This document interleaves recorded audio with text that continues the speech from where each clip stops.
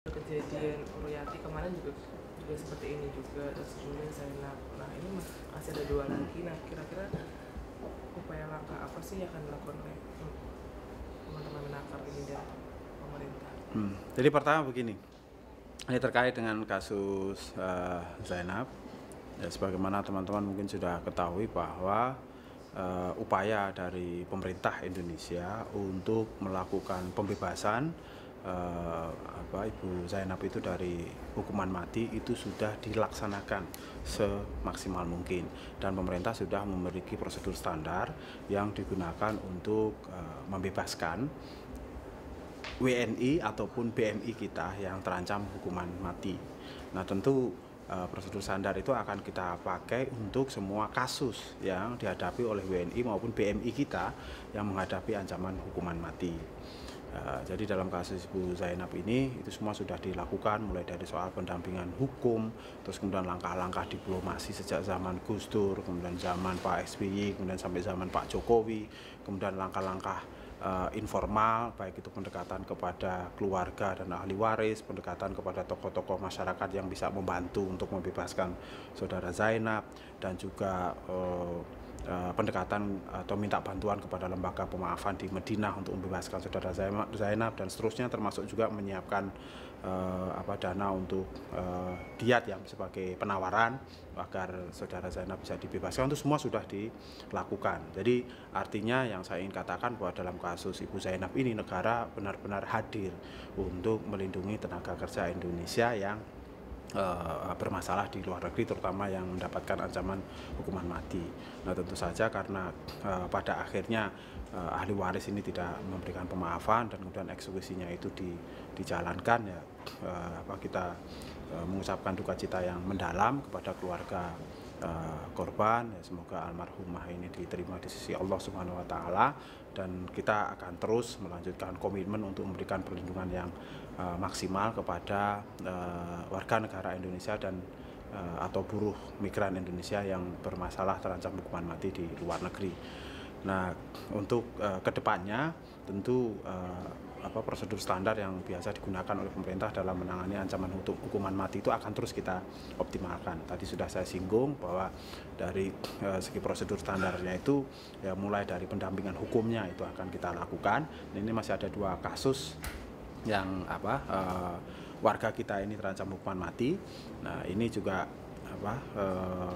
pendampingan hukumnya sudah dilakukan, terus langkah-langkah diplomasinya juga kita lakukan, pendekatan informal baik kepada keluarga korban, kepada tokoh-tokoh masyarakat di sana yang bisa membantu untuk membebaskan warga kita dari tuntutan hukuman mati itu. Terus kemudian juga lembaga pemaafan setempat ini juga semuanya kita lakukan. Jadi pada intinya bahwa negara memastikan diri hadir di dalam setiap kasus yang dihadapi oleh WNI BMI kita yang terancam hukuman mati.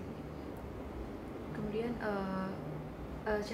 sejauh ini sudah ada berapa TKI yang sudah dihukum mati dan terancam hukuman mati? Ini kalau yang TKI ya, yang TKI ini ada 7 orang yang sudah berhasil dibebaskan dari ancaman hukuman mati, itu dari tahun 2011 sampai dengan 2014. Itu yang berstatus sebagai kasusnya ya, dari kasusnya ini yang istilahnya labor cases. Jadi yang kasus-kasus ketenaga kerjaan ini ada 7 orang yang sudah berhasil dibebaskan. Terus kemudian yang sekarang ini 2 lagi yang masih berproses secara hukum di mahkamah. Nah, kalau untuk WNI-nya, Bu Menlu kan sudah laporan itu dari tahun 2011 sampai dengan Maret 2015 ini ada sekitar 238 yang sudah dibebaskan oleh pemerintah dari ancaman hukuman mati. Itu WNI dan BMI gitu. Nah, tapi yang BMI-nya sendiri, yang pengertian BMI itu adalah dalam kasus ini adalah yang kasusnya masuk kategori labor cases. Itu ada 7 orang yang sudah dibebaskan, yang 2 ini sekarang masih berproses dan kita terus lakukan advokasi secara maksimal. Pak, tapi informasi kemarin akhirnya sudah divonis atau sudah dilaksanakan hukuman mati, itu memang telat datang atau mereka memang bukan, karena memang tidak dikasih tahu. Kalau informasi yang kami terima dari atas ketenaga kerjaan kita dan juga dari Kementerian Luar Negeri, itu kan memang pemerintah Indonesia tidak diberikan notifikasi sebelum pelaksanaan hukuman mati itu, dan Kementerian Luar Negeri sudah protes terhadap late notification itu. apakah memang pelaksanaan hukuman mati itu dari pihak pemerintah Arab Saudi memang tidak pernah memberikan notifikasi atau seperti apa, Pak? Atau ada miskomunikasi atau seperti apa? Ya ini sebenarnya kalau ada kasus-kasus yang diberitahukan ada, tapi ada juga yang tidak. Yang sebelumnya itu juga kasus siapa itu saya lupa. Ruyati, yang kasus Ruyati itu kita juga itu late notification juga itu. Jadi pemberitahuannya juga sesudah kejadian bukannya sebelum gitu. Nah, makanya kita mendesak kepada pemerintah Saudi memprotes keras juga agar ketika mau melakukan eksekusi semacam itu pemerintah Indonesia dan juga keluarga ini harus diberitahu terlebih dahulu ini sebagai katakanlah etika hubungan diplomatik. Berarti ini bukan yang pertama di Arab Saudi tidak memberi notifikasi ke Indonesia ya, Pak? Ya sepertinya seingat saya sih kasus Ruyati juga notifikasinya sesudah kejadian. Dulu juga sudah sempat diprotes gitu Pak pemerintah. Ya, nah, ya memang sudah diprotes juga dan itu Kementerian Luar Negeri yang melakukan itu. Kemudian tidak ada niatan baik dari pihak Arab Saudi sampai sekarang masih terulang. Nah, kita kan tidak bisa menyimpulkan seperti itu ya, tapi intinya bahwa dari tindakan yang kita anggap ini tidak pas ya, tentu pemerintah Indonesia memberikan respon secara proporsional dalam konteks hubungan diplomatiknya. Untuk upaya moratorium gimana, Pak? Kenapa? Masih ada 2 negara lagi yang akan di moratorium. Apakah Ya kalau soal moratorium kan di negara Timur Tengah ini kecuali Oman dan Bahrain kan sudah di moratorium. Nah, ini tinggal Oman dan Bahrain dan sekarang Kementerian Tenaga Kerja ini masih memfinalisasi roadmap dari pemberhentian tenaga kerja Indonesia ke luar negeri yang sektor rumah tangga. Ini terus kita matangkan dengan melakukan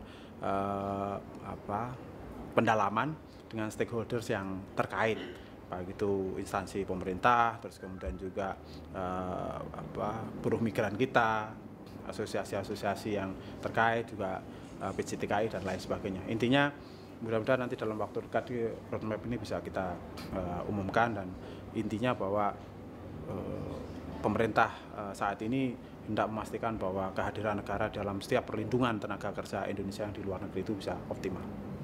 Dalam mediasi sebelumnya ini apakah mediasi apa? Mediasi dengan keluarga korban atau apa sudah pernah dilakukan kan Pak? Maksudnya? Mediasi dengan keluarga korban agar Zainab ini tidak jadi dihukum mati seperti itu? Apakah tidak ada? Kok mediasinya ke keluarga korban maksudnya? Enggak, apakah pemerintah pernah melakukan berbicara dengan keluarga korban sebelum? Oh, keluarga korban itu keluarga siapa? Keluarga dari yang dibunuh oleh Zainab. Oh, keluarga yang dibunuh. Iya pasti dong, pasti dong. Kan gini misalnya kita mulai dari pendekatan kepada ahli warisnya. Ya, kepada keluarganya, kepada sukunya, kepada